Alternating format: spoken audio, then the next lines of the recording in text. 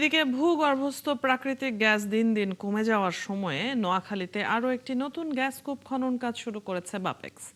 এই কূপ থেকে প্রতিদিন 5 থেকে 7 মিলিয়ন ঘনফুট গ্যাস উত্তোলনের সম্ভাবনা রয়েছে।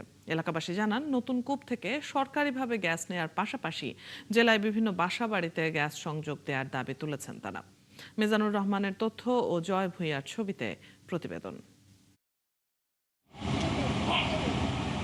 নোয়াখালীর নবীপুর ইউনিয়নে বড় চাঁড়িগাঁও গ্রামে সুন্দরপুর 4 নামের একটি গ্যাস কূপের খনন কাজ আনুষ্ঠানিকভাবে শুরু হয় গত 28 জুলাই।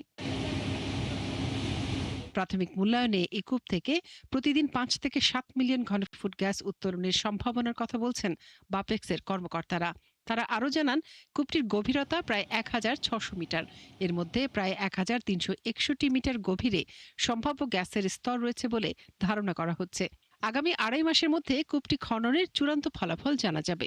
1550 আসছে তো ওইটাই হয়, বা এর থেকে 1600-র মধ্যে আর কি, ওই একই। আর এমনি সময় লাগতে পারে কয়দিন? 2 মাস। জি, ঠিক আছে ভাইয়া, থ্যাংক ইউ। এদিকে এই কূপ থেকে গ্যাস পাওয়ার সম্ভাবনায় খুশি এলাকার মানুষ। তারা বলছেন, জাতীয় গ্রিডে গ্যাস দেওয়ার পাশাপাশি এলাকার মানুষের কল্যাণেও ব্যবহার করা উচিত। আমাদের দাবি থাকবে যে এই এলাকার গ্যাস যেন এলাকার আশপাশে এবং বিশেষ করে শিল্প কারখানা এবং সেনবাগে যেন মানুষ পায়, এটা আমার জোর দাবি থাকবে। সেনবাগের 9 নং নবীপুরে পাইছে এটা, তো আগে ব্যায়ামগঞ্জ পাইছে, কবিরাট পাইছে, বসুরহাট পাইছে, ওগুলাতে পাইছে, ওগুলাতে দিছে, দেয় নাই।